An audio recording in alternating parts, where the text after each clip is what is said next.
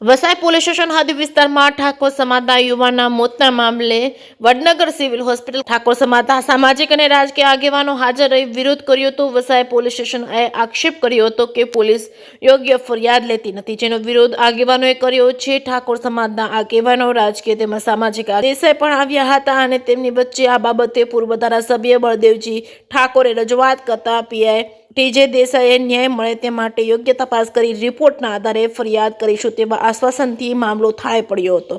તેમજ પરિવારે dead body સ્વીકારી હતી। ઘટનાને લઈને મહેસાણા જિલ્લાના સામાજિક રાજકીય આગેવાનો ઉપસ્થિત રહી પરિવારને ન્યાય મળે તે માટે ન્યાયની માંગણી કરી હતી।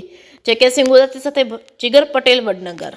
આજની ઘટના જે ઘટી એની અંદર જો આજે જે સુખદ અંત આવ્યો છે તો એ પાછળ શું રજૂઆત હતી તમારી પોલીસે કઈ રીતે માન્ય રાખી? 2 દિવસથી એક ઠાકોર સમાજના યુવકનું શંકાસ્પદ મોત થયું હતું। એ મોતના કારણે વડનગર મુકામે જેની ડેડ બોડી લાવવામાં આવી હતી એના કારણે આ ફરિયાદ 2 દિવસથી લેવાતી નહોતી। આજે એને તમામ મહેસાણા જિલ્લાના અને વડનગર સહિત તમામ આગેવાનો આજે અહીં આવ્યા અને પીઆઈને રજૂઆત કરી કે ભાઈ શંકાની છોય જે અમને લાગે છે આવો જે બનાવ બન્યો છે એ બનાવ પૂરતી વાત છે, એટલે પીઆઈ પણ અમારી વાતમાં સંમત થયા છે। જ્યારે ફોરેન્સિક પીએમ કરાવડાવ્યું ત્યારે જે બનાવ બન્યો છે એ બનાવની ફરિયાદ લેવાનું પોલીસે નક્કી કર્યું છે અને એની સાથે સાથે ફોરેન્સિક રિપોર્ટમાં જે આવે એ રીતે કઈ કલમ ઉમેરવી એના આધારે એ ઉમેરવા બાબત પર સંમત થઈ ગયા છે। કઈ શંકા હતી આપને? ત્યાં આગળ જે નાનકડી જે મગજમારી થઈ એના કારણે કોઈ ગભરાઈને એમનું મૃત્યુ થયું છે કે શું કરવાથી એમનું મૃત્યુ થયું છે એનું કારણ તો ફોરેન્સિક રિપોર્ટ આવશે ત્યારે ખબર પડશે। પરંતુ એ બનાવ બન્યા પછી જે સામેવાળા લોકો હતા એ સામેવાળા લોકોએ એમના આગેવાનોને મળ્યા, આગેવાનોને ભેગા કર્યા।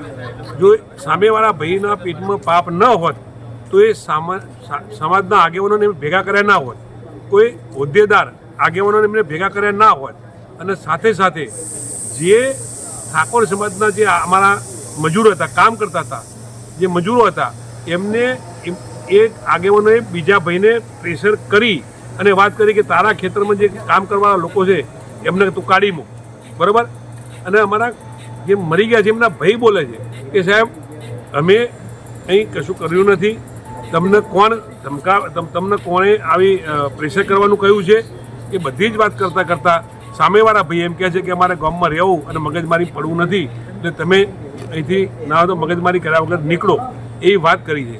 ત્યારે મારે કહેવું છે કે જો કોઈ પણ પ્રકારનો બનાવ ન બન્યો હોય, કોઈના પેટમાં કંઈ પાપ ન હોય તો સામેવાળા લોકો શું કરવા માટે સમાજના લોકો ભેગા થયા અને શું કરવા માટે જે લોકોના ખેતરમાં કામ કરતા હતા એ ખેતરના માલિક દ્વારા આ મજૂરોને સમજાવવાની વાત કરી અને એમને વાત પૂરી કરવાની વાત કરી।